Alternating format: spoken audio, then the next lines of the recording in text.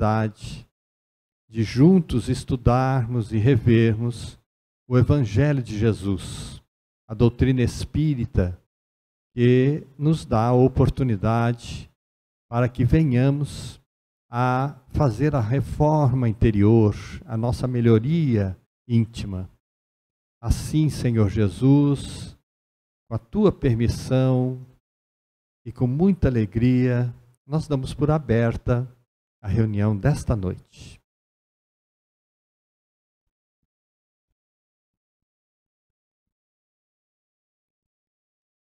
Meus amigos, boa noite. Eu gostaria de mostrar para vocês, né, essa é a capa de um livro do Divaldo Pereira Franco, que é uma pessoa bem conhecida, um orador muito conhecido aqui no meio espírita, Espírito Manuel Filomeno de Miranda, uma obra que foi psicografada no ano de 2010, chamada Transição Planetária. E esse tema, né, já vem sendo assim extensivamente abordado nas tribunas espíritas. Tenho certeza que se vocês têm vindo assistir palestras aqui na nossa casa, em alguma outra casa espírita, vocês já devem ter tomado contato com esse tema que fala exatamente desse momento atual que nós estamos vivendo no nosso planeta. Nós, como humanidade que encarnamos aqui, que vivemos as nossas etapas evolutivas aqui, esse momento tão complicado, né? A gente poderia definir num primeiro momento, e acho que todos nós estamos vivendo exatamente tudo isso. A gente sabe muito bem que não está sendo fácil levar a vida nos tempos modernos. Então, esse momento da transição planetária tem sido algo assim que traz muitos desafios para a vida do ser humano na atualidade. Mas vamos ver, né, o que significa exatamente essa fase e o que é que a gente vai encontrar de informação numa obra básica de Allan Kardec, que é a Gênese, que é uma obra espetacular da gente estudar, entender e realmente aprender muito com o conteúdo que a gente tem ali e com o próprio Evangelho de Jesus, que sempre é o nosso principal roteiro, o roteiro mais seguro para as nossas vidas, para o nosso comportamento, para as nossas escolhas e decisões, especialmente em tempos tão tumultuados como a gente está vivendo. Tá? Então, olha, o Manuel Filomeno de Miranda, ele fala algo que a gente percebe na pele, vamos dizer assim, né? Ele diz assim, olha, vive-se na Terra o momento da grande transição, de mundo de provas e expiações para mundo de regeneração. Então, vamos entender um pouquinho melhor esse conceito, né, de transição de mundo de provas e expiações para um mundo de regeneração. A gente vai encontrar a explicação mais didática desse conceito no Evangelho segundo o Espiritismo, de Allan Kardec. Lá no capítulo 3, Allan Kardec estudou as categorias de mundos, porque, como a gente sabe, quando a gente estuda a doutrina espírita, todos os mundos são ou serão habitados. Não é só a Terra, existe vida de pessoas, de espíritos encarnando, realizando seus processos evolutivos. Todos os mundos criados por Deus são mundos em evolução também, assim como a nossa Terra. Então, Allan Kardec dividiu e classificou os mundos que também progridem, que também realizam esse processo evolutivo, né, em eras milenares, né? A cada era, cada classificação dessa, a gente vai ter um período bem grande de milhares de anos. Então a Terra já foi um mundo primitivo, né? Quando a gente viveu lá o início da formação do planeta, quando o início da vida aconteceu no nosso planeta, quando o aparecimento dos primeiros seres vivos e dos primeiros seres humanos. Quando a gente era homem primitivo, a Terra era classificada como um mundo primitivo. Né? As experiências que a gente tinha possibilidade de desenvolver nesse mundo eram muito diferentes do que a gente tem hoje. Mas a Terra não é mais um mundo primitivo. A Terra evoluiu e passou a ser um mundo de provas e expiações. O que significa isso?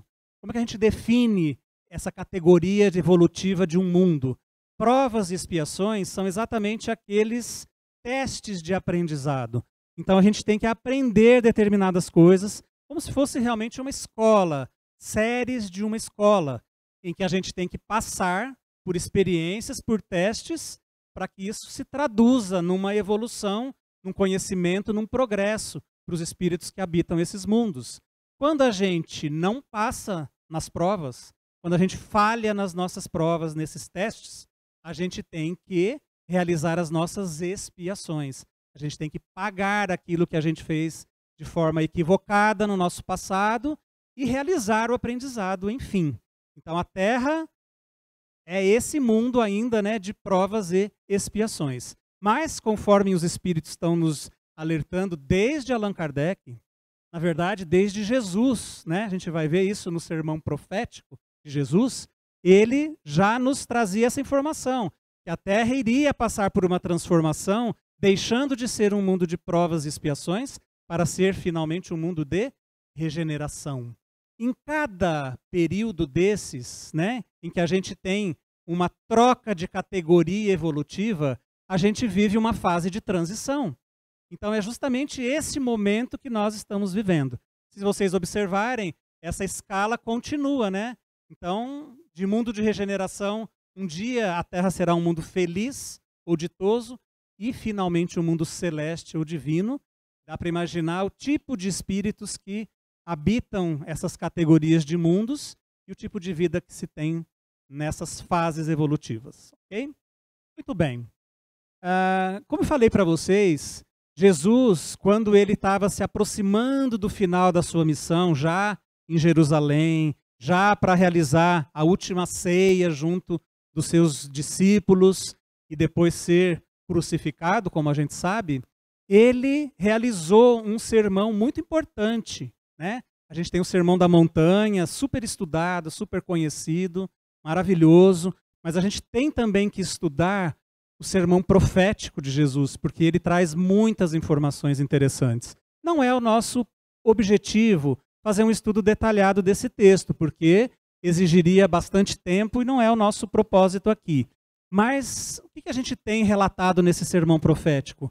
Jesus falando o que iria acontecer no futuro da humanidade, né? Palavras de Jesus mesmo, mostrando o que nos aguardava no nosso futuro. Esse sermão está presente em 3 evangelhos, aqueles chamados evangelhos sinóticos, que a gente consegue abranger como um todo, e eles têm muitas semelhanças em várias passagens, e é um momento importante ali para a gente fazer a nossa reflexão. Logo depois que Jesus fala, né, a respeito das coisas que iriam acontecer, dos sinais dos tempos que iriam vir para mostrar que as coisas iriam acontecer nessa transição de evolução nossa, ele conta 3 parábolas, 3 pequenas parábolas depois do sermão profético. Uma delas é a parábola das 10 virgens, que a gente vai estudar um pouquinho mais em detalhes, porque eu acho que ela é extremamente importante para nos alertar a nós que estamos vivendo aqui, ó, em 2018, em plena transição planetária. Tá? Ele conta uma pequena parábola também, chamada parábola da figueira. Então, só para vocês terem noção, rapidamente, que é muito curtinha, ele diz assim: olhem para uma figueira, e quando vocês verem a figueira com os ramos tenros e as folhas brotando, a gente sabe que o verão vem vindo. Não é? Então a gente sabe que uma determinada planta, quando ela brota, quando ela floresce, ou quando ela vai dar flor ou frutos, a gente sabe que é uma determinada época do ano, porque é um ciclo, é uma lei que rege esse tipo de comportamento e de situação na vida dessa planta.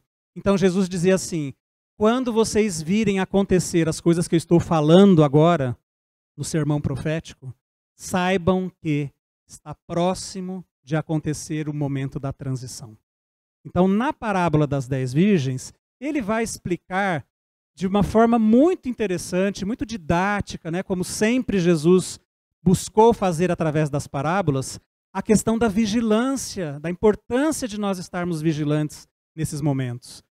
Meus amigos, não adianta a gente enxergar tudo que nós estamos enxergando acontecer lá fora, todas essas grandes transformações, essas grandes mudanças, esses grandes desafios que a gente está vivendo na nossa pele, e fingir que nada está acontecendo. E fingir que as coisas não vão chegar a um termo e não vão ser resolvidas de uma determinada forma. Uma fase de transição, ela se caracteriza por isso. Ela é passageira. A gente está deixando de estar numa fase de mundo de provas e expiações e a gente vai chegar no mundo de regeneração. Claro que não é um estalar de dedos, não é um acontecimento mágico e maravilhoso que vai fazer essa transformação. Nós estamos vivendo uma fase, um período de transição, como os espíritos nos explicam, né? E já nos alertaram. A gente não pode esperar um cataclismo que vai destruir, que vai significar o fim da vida na Terra, para que tudo recomece de novo de outra forma. Então, o famoso fim do mundo não é do jeito que a gente ouviu falar, e tantas previsões frustradas aí de datas e tudo mais. Fim do mundo significa assim, desse mundo, dessa forma de viver, desses valores que a gente tem visto, que cada vez mais estão sendo questionados e colocados em xeque. A gente tem que fazer mudanças. Então, o mundo de regeneração vai ser um mundo novo. Vai ser um mundo baseado em outras premissas, em outros valores, em outros comportamentos, que a gente vai ver um pouquinho ainda aqui. Então, essa parábola das 10 virgens, ela é considerada e classificada uma parábola de vigilância.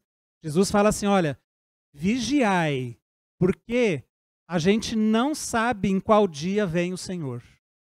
Estejais preparados, porque na hora em que não pensais, vem o Filho do Homem. Então, quando é que será esse momento de transição derradeira, né, para esse mundo que a gente está esperando que venha, que mude tantas coisas? A gente não sabe. A gente tem que estar vigilante, fazendo a nossa parte. Então, eu vou contar para vocês, né, essa parábola das 10 virgens, que ela é bastante oportuna para esse tema. Mais uma vez, Jesus vai se usar, né, vai utilizar de um recurso muito interessante, que é um fato da vida cotidiana das pessoas. Ele vai falar sobre um casamento, ele vai falar sobre umas bodas. Então, em vários momentos do Evangelho, por sinal, Jesus esteve presente nas bodas de Caná, ele falou em outros momentos, né, da importância da veste nupcial, do banquete de casamento. Em vários outros momentos ele usava isso, esses momentos da vida cotidiana das pessoas, porque era uma forma delas entenderem mais facilmente o que ele queria dizer. Por isso que ele falava por parábolas, não é? E o casamento no Oriente Médio, naquela época, e hoje ainda se parece muito nos costumes e nesses aspectos culturais, ele tinha algumas questões importantes que vale a pena a gente falar rapidamente aqui. Por exemplo, a noiva, a menina que ia se casar, ela estava disponível para o casamento a partir dos 12 anos. Uma criança, né? O rapaz, que seria o noivo, ele também estaria disponível para o casamento a partir dos seus 18 anos. E esse casamento era contratado entre as famílias, uma coisa que a gente viu se repetir ao longo do tempo, e hoje, no mundo moderno, a gente ainda tem, em alguns lugares do mundo, esses contratos de casamento, que na verdade eram mais contratos financeiros, não é? Para se manter as propriedades das famílias junto e as coisas não se perderem, do que verdadeiramente interessados na felicidade dos filhos. Tá? Ah, não, você não conhece o seu noivo, você não conhece a sua noiva? Não, não importa. Você vai aprender a conviver e aprender a amar, quem sabe, esse futuro parceiro seu para a vida toda. Tá? E um detalhe interessante, assim, os noivos, depois desse contrato de casamento, eles faziam muitas vezes noivados longos, né? Era comum você ter noivados aí de 3, 5, 7 anos de noivado. E o momento do casamento também era um momento interessante, que vai ser exatamente o que a gente vai ver nessa parábola. A festa de casamento, ou seja, o momento final dessa união, desse noivado, acontecia de uma forma muito interessante nas pequenas aldeias lá da Palestina. A família do noivo ia na casa da noiva, junto com um cortejo de pessoas, de familiares dele. Eles iam lá na casa da noiva no dia do casamento, à noite, normalmente no finzinho da tarde, início da noite. E lá eles faziam uma pequena celebração, era servida uma pequena ceia, muito simples, e as coisas eram então finalmente pactuadas entre as famílias. Depois desse rápido momento na casa da noiva, o noivo com a noiva saíam da casa dela e iam normalmente em cima de animais, né, no lombo de um burro, de um cavalo. Eles faziam uma verdadeira procissão pelas cidadezinhas. Eles andavam pelas ruas assim. Era um momento de todo mundo saber que aquele casamento estava acontecendo. E os convidados iam juntos, né? Os convidados também estavam juntos ali. Até chegar o momento em que eles voltavam para a casa do noivo e ali finalmente era celebrada a união definitiva ali do casal. E a festa de casamento acontecia na casa do noivo. Muito bom. Por que eu estou colocando todos esses detalhes iniciais para vocês? Para a gente entender o que está acontecendo, o que vai acontecer nessa parábola, tá? A parábola, Jesus começa narrando o seguinte: existiam nessa festa de casamento 10 virgens. E essas virgens, elas eram convidadas, escolhidas normalmente pela família da noiva, por ela e pela família da noiva, e elas iam ficar lá na porta da casa do noivo esperando o cortejo chegar.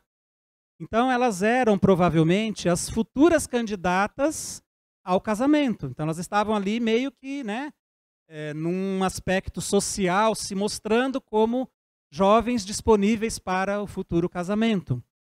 Essas 10 virgens, segundo Jesus, nessa parábola, elas eram divididas em 2 grupos. Ele chamou de virgens prudentes, ou de virgens sábias.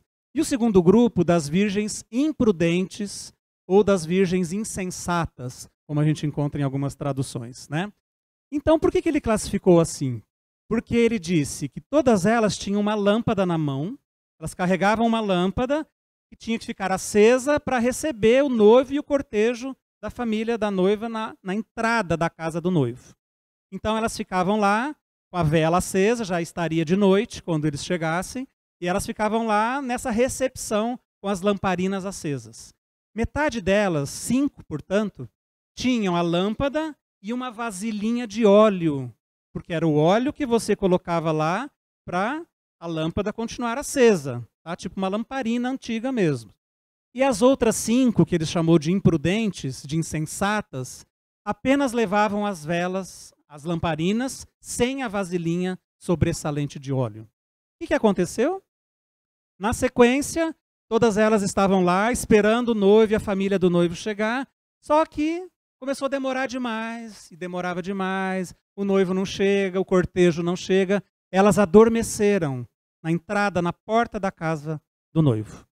Mas depois de um tempo, à meia-noite, então olha que horário não muito usual, né? O noivo chegou, ele partiu para a casa da noiva, vamos imaginar 7 horas da noite. Era de se esperar que em torno de 1 hora eles estariam de volta para a festa começar. Mas eles demoraram muito a ponto delas dormirem. Aí à meia-noite houve um clamor. Todo mundo falou assim: acorda, o noivo vem chegando, né? A noiva, o casamento vai acontecer. Então todas elas levantaram e aí elas foram acender as lamparinas de novo, porque as lamparinas tinham se apagado. E quando elas foram acender, as 5 que tinham trazido azeite de oliva sobressalente, encheram de novo a vasilhinha e acenderam as lamparinas. E as outras 5 falaram assim: e agora? A gente não tem mais óleo, nós não trouxemos óleo, como é que a gente vai acender as lamparinas para receber o noivo? E elas então se dirigiram para 5 que tinham as lamparinas acesas de novo e falaram assim: dê um pouquinho de óleo para a gente ficou sem óleo. Mas as 5 prudentes disseram assim: não, nós não podemos dar o nosso óleo para vocês, porque senão todo mundo vai ficar sem. Então elas falaram assim: ó, se vira, né? Se vira. E aí o que elas fizeram? Saíram correndo em busca de óleo. As 5 imprudentes saíram tentando encontrar óleo em algum lugar para vender. O texto fala isso. De alguma forma elas precisavam do óleo para acender as lamparinas novamente. Só que nesse meio tempo, né? As 5 tolas correram para comprar óleo. Mas nesse meio tempo que elas saíram, o noivo chegou. A festa, todo mundo chegou lá na casa do noivo. E aí, o que aconteceu? As que tinham a lâmpada acesa, o noivo falou: entre, que a festa vai começar. Todo mundo entrou e ele fechou a porta. Depois que ele fechou a porta, as 5 conseguiram óleo, ninguém sabe de que jeito, né? A gente vai ver ainda isso. E elas chegaram lá, mas a porta estava fechada. E elas bateram na porta e disseram assim: Senhor, Senhor, abre-nos a porta. Mas o noivo lá de dentro respondeu assim: em verdade vos digo que não vos conheço. E assim termina a parábola. O que será que essa parábola quer dizer para a gente em tempos de transição planetária? Onde é que Jesus queria chegar quando ele contou essa parábola logo depois do sermão profético? Então vamos lá, ver alguns detalhes importantes, né? Essa história das mulheres levarem lamparinas na mão era algo muito comum e desejável para as mulheres que se deslocavam à noite numa cidade do Oriente Médio. Você imagina, não tinha luz elétrica, não tinha iluminação pública, tá? Para uma mulher andar sozinha à noite no escuro era algo temerário, concordam? Ela podia ser atacada por uma outra pessoa e por aí vai. Então, as mulheres que se deslocavam à noite numa cidade daquela época, elas tinham que ter uma lamparina acesa. E elas não andavam com a lamparina baixa para não tropeçar em nada no chão. Elas andavam com a lamparina alta para que todo mundo enxergasse o rosto dela. Normalmente elas andavam pelo menos em duplas, raramente sozinhas, mas, enfim, era de bom tom, né? Se você fosse mulher naquela época, andar sempre com a sua lamparina acesa. Uma lamparina apagada era algo temerário, e mesmo se não acontecesse nada, mas se alguém visse a mulher andando à noite, sozinha, no escuro, sem a lamparina acesa, eles diziam assim, mas o que essa fulana está andando sozinha? Ela foi aonde? Foi fazer o quê? Já seria um possível motivo para ficar mal falada ali na vila. Ok? Muito bom. A gente viu, Jesus mesmo explicou que as sensatas, as 5 sensatas, elas levaram um suprimento extra de óleo. Então elas estavam preparadas, elas foram prudentes em imaginar, vai que esse noivo demora, vai que a minha lâmpada apague, não é? Então elas lidaram com essa imprevisibilidade. A gente não sabe que horas o noivo vai chegar. A gente não sabe em que momento isso vai acontecer. A gente tem que ser previdente. E o noivo chegou à meia-noite. Como eu falei para vocês, um horário estranho, um horário não usual, inesperado, porque realmente uma festa de casamento não começaria à meia-noite naturalmente naquela época. Aconteceria bem antes, o hábito era esse, tá? Mas a gente está vendo um relato aqui de algo diferente. Houve um clamor. O que é um clamor, né? Houve um burburinho, houve assim, olha, acorda, acorda, o noivo está chegando, a festa vai começar. Não foi assim uma coisinha leve, fulano, acorda aí que o noivo está chegando. Foi um estardalhaço essa notícia, tá? Uma pelo horário e outra porque, né? Chegar à meia-noite, meus amigos, talvez seja já um primeiro símbolo que a gente tenha dentro dessa parábola, não é? Porque, veja, facilmente a gente pode identificar essa chegada do noivo, essa festa de casamento, com as mudanças que a gente vai presenciar e viver aqui no nosso planeta. E a gente não sabe em que momento isso vai acontecer. A gente sabe os sinais precursores. A gente sabe que está próximo. A gente sabe que vai acontecer. E tudo isso foi predito até por Jesus. Os espíritos estão nos alertando dessas mudanças que estão acontecendo e vão continuar ocorrendo no nosso planeta. Mas quando que isso vai acontecer, a gente não sabe. Está próximo, estamos vivendo essa fase. Mas precisar datas é muito temerário. A gente tem que ter um pouquinho de cuidado quando a gente lê, ouve na internet, em vários lugares por aí, pessoas delimitando datas, precisando datas, assim, olha, vai acontecer no dia tal, do mês tal, do ano tal. Aí as coisas vão mudar completamente no planeta. Cuidado, a gente, na doutrina espírita, a gente tem sempre muito critério, os espíritos nos alertaram para a gente não ficar atrás desse tipo de informação, mas sermos vigilantes, tá? Será que elas encontraram lojas para comprar esse óleo? Meia-noite? Né? O fato é que elas encontraram, tanto que elas voltaram lá para a festa com a lamparina cheia de óleo, tá? E eu queria chamar a atenção de vocês a respeito desse número 10. Por que 10 virgens e não 7 virgens e não 12 virgens? Por que Jesus colocou esse número nessa parábola?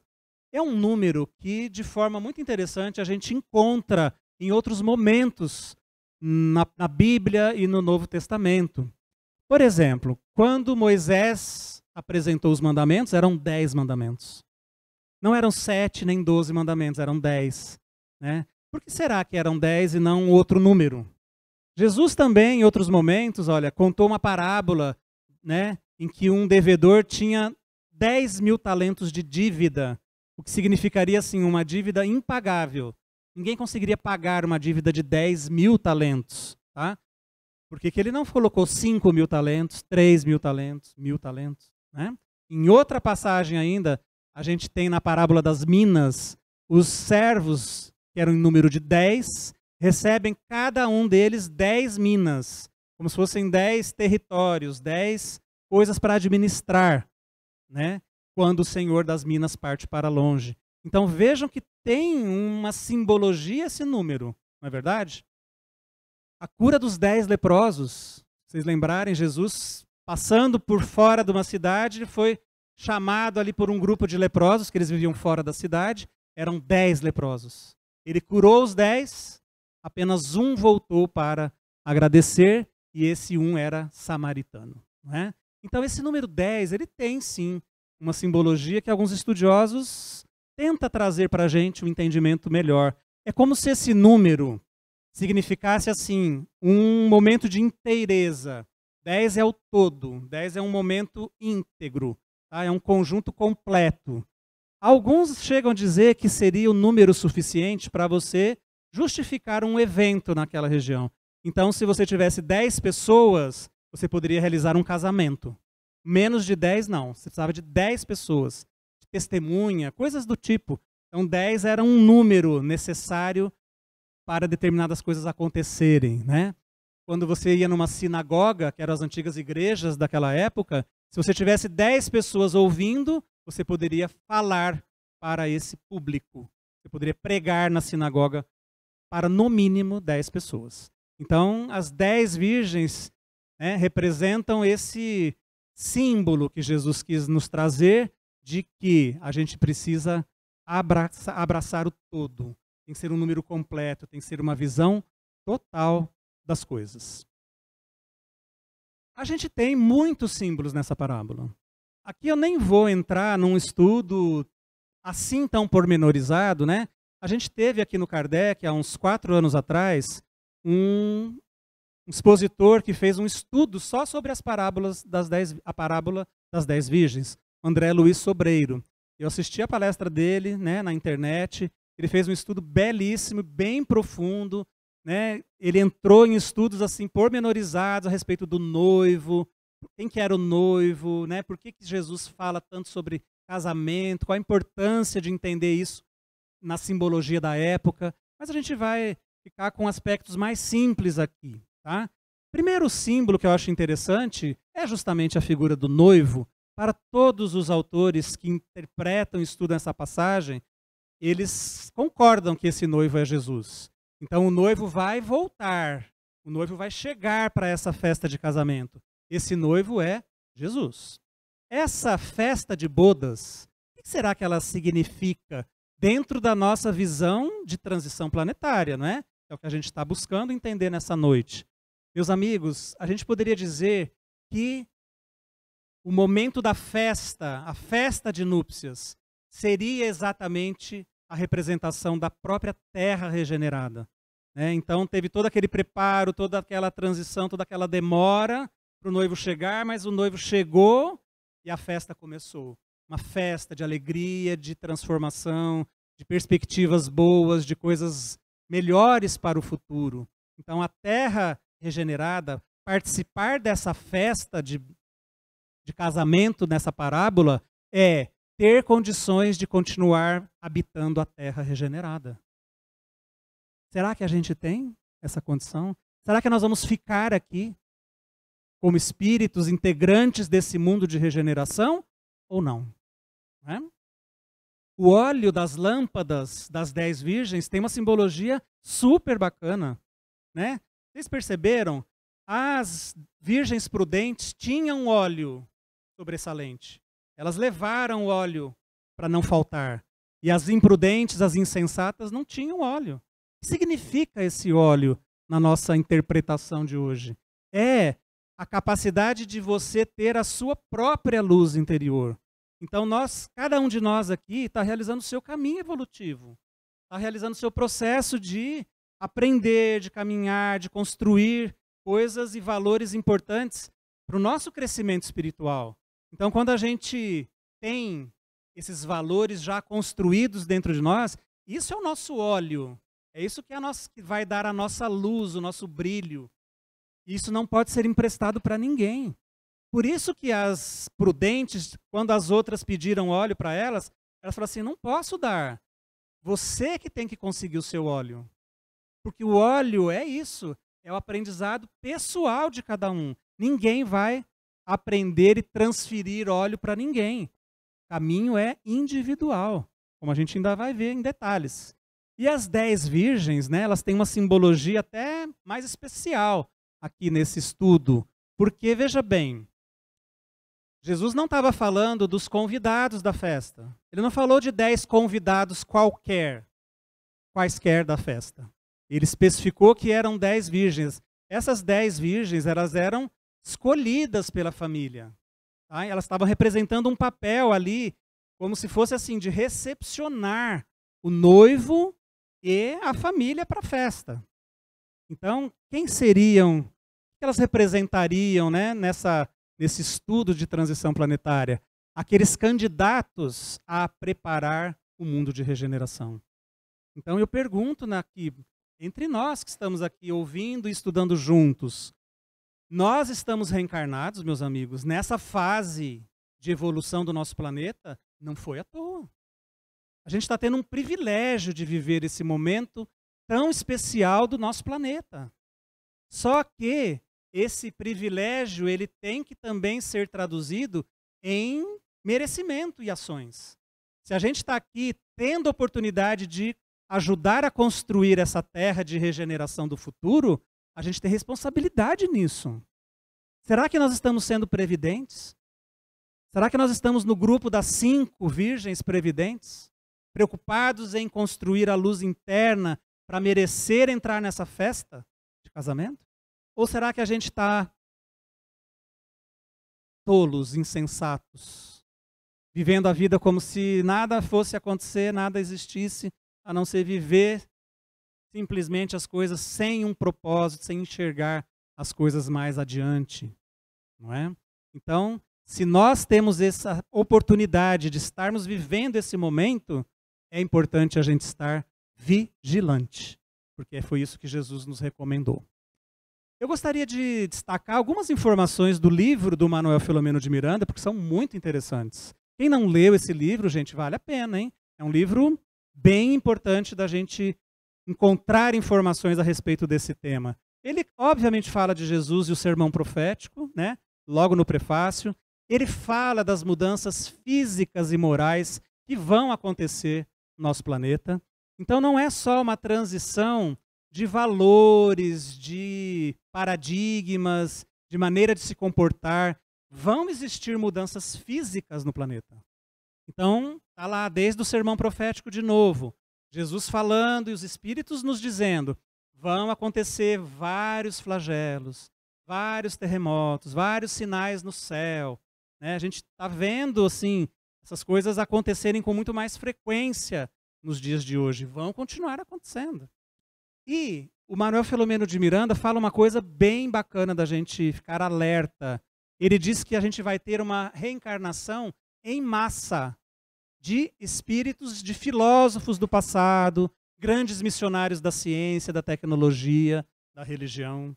Ele diz que esses espíritos vão reencarnar nessa fase justamente para ajudar o progresso da Terra, porque eles têm essa capacidade, né, de conhecimento, de evolução, de equilíbrio para ajudar a humanidade, em especial nesse momento. Se vocês lembrarem, a gente tem uma informação segura de o Chico Xavier tinha o seu mentor espiritual, que era o espírito Emmanuel. Né? Tem muitos livros maravilhosos do Emmanuel. Foi o mentor que dirigiu as atividades do Chico Xavier. segundo o próprio Chico Xavier, Emmanuel iria reencarnar no início do século XXI. E as informações, né, dizem que sim, que Emmanuel, esse espírito, né, que tem essa envergadura de inteligência, de sabedoria e de moral, está reencarnado. Se ele reencarnou por volta do ano 2000, Emmanuel é um jovem de 18 anos. Mas, sei lá, 10 anos para frente, ele vai estar assim, no auge da sua intelectualidade, no auge da sua condição de realizar uma grande missão entre nós. E eu estou citando um exemplo que a gente conhece, mas os espíritos falam, vão reencarnar não só no Brasil, em vários pontos do mundo, esses grandes nomes dos antigos filósofos, para dar um empurrão a mais, para facilitar com que esse processo aconteça mais facilmente.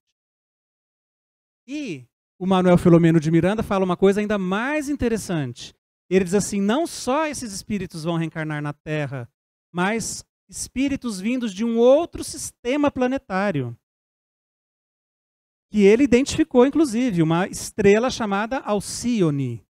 Então, se você consultar, né, os mapas de astronomia do universo, você vai identificar com facilidade essa estrela. Ela faz parte de uma constelação, olha, de outras 7, são chamadas Pleiades. Vocês já ouviram falar? O que são Pleiades? Era o nome de 7 filhas de 2 deuses da mitologia grega, Pleione e Atlas. A gente tem também 2 estrelas dessa constelação, são os nomes dos pais das 7 Pleiades. Uma dessas estrelas é Alcíone. Então, diz o Manuel Filomeno de Miranda que, nesse momento de transição, viriam um grande número de espíritos desse sistema, de um sistema planetário dessa estrela, que vão reencarnar na Terra para ajudar na fase de transição também.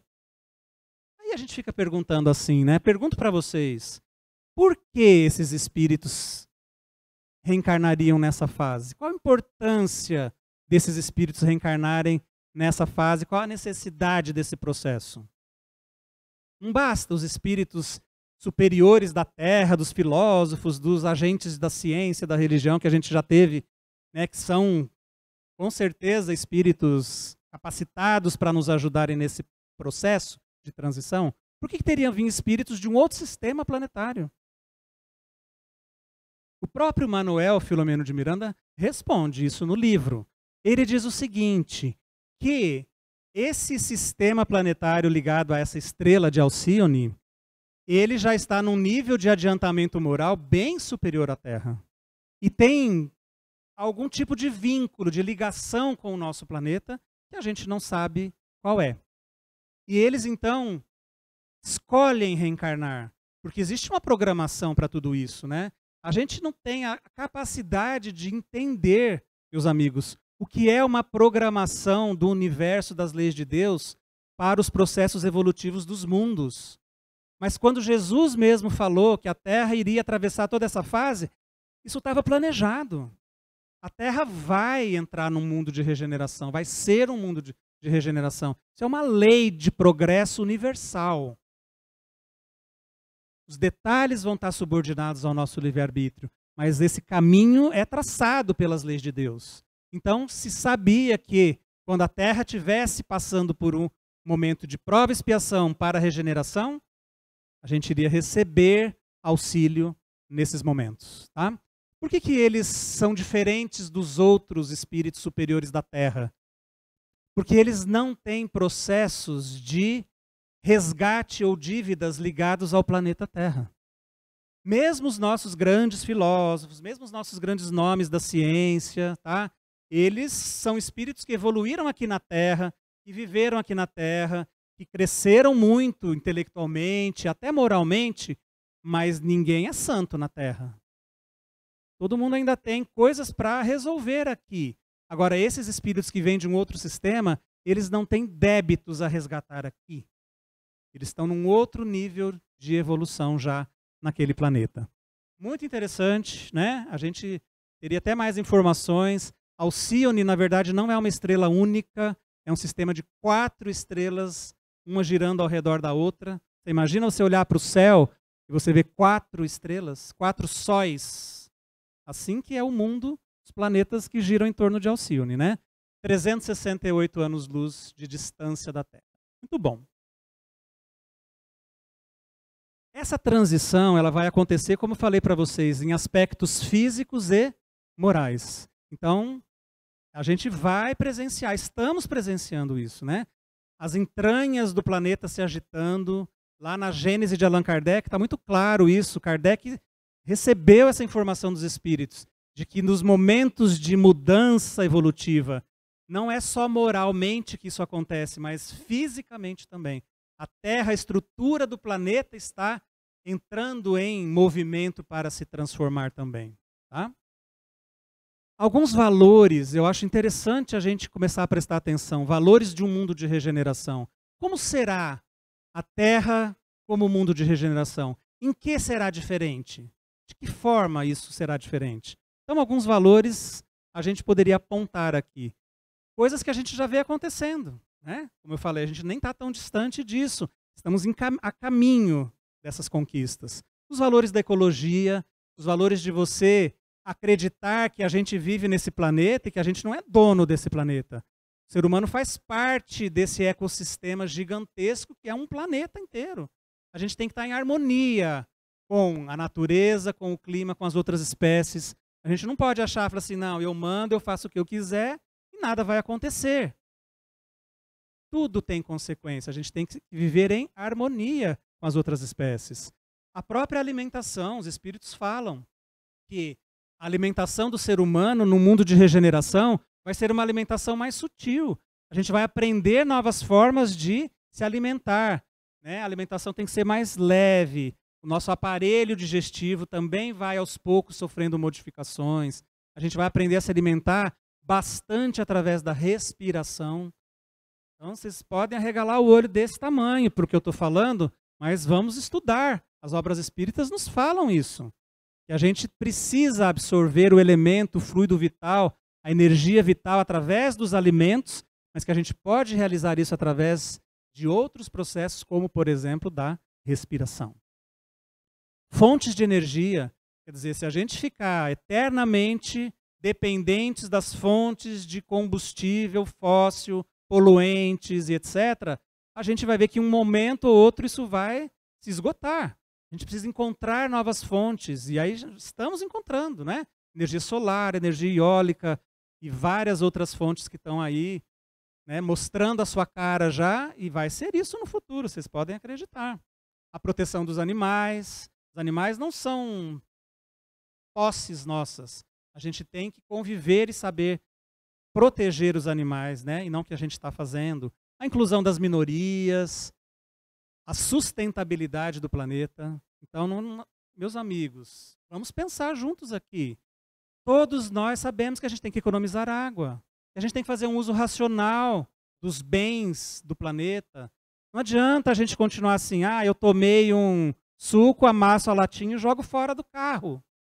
Eu pego a sacolinha e jogo para fora. Alguém vai catar. Veja como nós estamos poluindo o nosso planeta. A gente tem que buscar uma vida sustentável. Esses são valores da regeneração. A tecnologia é maravilhosa. Tecnologia na palma da mão. Tudo que a gente quiser está na palma da mão no nosso celular. Mas a tecnologia tem que ser para o nosso bem-estar. Será que a gente está sabendo usar essa tecnologia para o nosso bem-estar? E ainda pensando em aspectos macroeconômicos, políticos no nosso mundo, as relações internacionais vão ter que mudar. Né? Os mundos, os países, eles vão ter que achar uma maneira de convivência, porque essa ameaça no fio da espada, em cima da nossa cabeça, de que alguém vai lá e aperta o botãozinho vermelho, explode uma bomba nuclear que pode ser o fim da vida na Terra. Então, as relações internacionais têm que mudar. Como? Estamos um pouco longe disso, né? A gente precisa ir atrás de melhorar. As relações interpessoais, como eu me relaciono com o outro, né? Essa possibilidade de me dar bem com o outro, de respeitar o outro, de incluir o outro e não de exclusão. E as relações intrapessoais. O que significa isso? A relação eu comigo mesmo. aprender o autoconhecimento, aprender os momentos de reflexão, de oração, de meditação. E as relações com Deus. Imagina só quando a gente conseguir realmente traduzir todo o ensinamento de Jesus, né? Amar a Deus sobre todas as coisas e ao próximo como a nós mesmos. Essa é a regra de ouro para todos os tempos, para o mundo de regeneração, inclusive. Eu queria finalizar só para destacar, então, né, esses aspectos da parábola das 10 virgens, porque, né, como disse para vocês, entrar nessa festa, você tem que ter um compromisso e um preparo de longo prazo. Não adianta você falar assim, então tá, agora não preciso fazer mais nada, eu quero só participar, eu quero ficar na terra. Porque os espíritos já disseram, vão haver mudanças entre os habitantes da terra. Né? Muitos espíritos que estavam reencarnando na terra não vão reencarnar mais, porque eles não estão mais no grau adequado à evolução do nosso planeta, eles vão para mundos inferiores. Só vai ficar aqui quem estiver alinhado com esses ideais da regeneração. Isso não se constrói estalando o dedo, é uma construção pessoal, íntima, de longo prazo. Né? Não tem amadurecimento instantâneo. Você não consegue óleo assim, ó, do nada. Você tem que aprender a construir a sua reserva de óleo. Será que houve egoísmo por parte das virgens prudentes em não emprestar o óleo para as outras? A gente já viu isso aqui um pouquinho, né? Na verdade, elas não podiam emprestar, porque é algo intransferível. É a luz própria de cada um, meus amigos. É a conquista pessoal de cada um que vai valer nesse momento. Tá? É esse processo de iluminação interior que a doutrina espírita está nos trazendo, né? Nos instigando a gente a fazer, a buscar reforma íntima, a sermos pessoas melhores, a estarmos vigilantes para esses momentos. Né? E me chamou a atenção a posição do noivo. Porque olha só, o noivo então fechou a porta, as outras 5 foram lá, bateram, e ele falou assim, não vos conheço. Claro que ele conhecia. Eram convidadas da noiva, ele conhecia. Tá? Por que ele disse, não vos conheço? Porque realmente só poderia entrar para a festa quem estivesse preparado para a festa. Se você não está preparado, significa assim, olha, você não está pronto para viver dentro da festa. Você vai ter que conseguir esse mérito, esse merecimento que você ainda não tem. Será que a gente está vigilante, meus amigos? Essa é a reflexão para essa noite. E para as nossas vidas, né? Nem sou eu que estou falando isso para vocês. Jesus está falando, vigiai, porque a hora em que o noivo vem, ninguém sabe. Não vamos ficar imprudentes, sem óleo, no momento em que o noivo chegar. Será que nós estamos vigilantes? Será que a gente está sabendo viver, pensando numa vida com valores éticos, morais, espirituais? Será que a gente está valorizando a oportunidade de estarmos reencarnados aqui nesse momento? Né? Será que a gente está se preparando para não ficar sem óleo?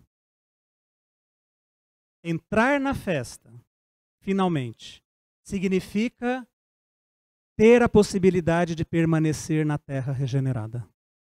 Meus amigos, pensemos bem o que significa isso. Né? Se a gente não tiver o alinhamento necessário, as conquistas necessárias, a gente não vai ficar. Isso não é para assustar ninguém, não é um terrorismo de ninguém. Entendeu? São informações que estão ali, ó, à nossa disposição. O Espiritismo nos traz esse cabedal de informação. A gente precisa ir atrás, ler, estudar, refletir, mudar o nosso comportamento. Então, entrar na festa, junto com o noivo, é a gente estar alinhado com esses novos valores íntimos, morais, de comportamento e globais do planeta. Tá? A porta fechada, se a gente chegar a encontrar a porta fechada, significa que a gente não vai permanecer no planeta na sequência desse caminho evolutivo. Os espíritos que não tiverem esse preparo, eles vão para outros mundos continuar o seu processo evolutivo. Mas mundos, né, onde em vários momentos do Evangelho Jesus falava assim: haverá choro e ranger de dentes.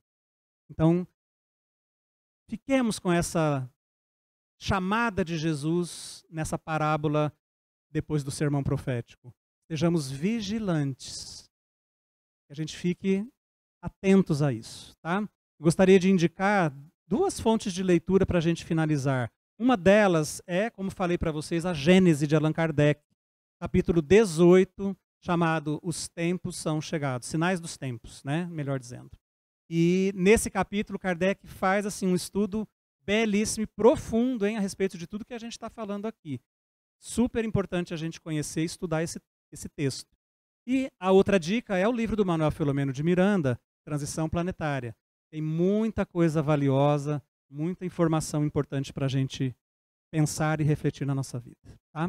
Eu queria agradecer imensamente a atenção de vocês e dar a dica, né, para que todos nós, hoje, nesse momento que a gente vai agora encerrar essa etapa da palestra, fechar os nossos olhos, a luz vai ser diminuída, a gente vai ouvir uma musiquinha suave para tomar o nosso passe. Vamos pensar como é que nós estamos nos portando diante desse momento decisivo da transição planetária. Que Jesus nos abençoe e nos dê sempre muita paz. Muito obrigado.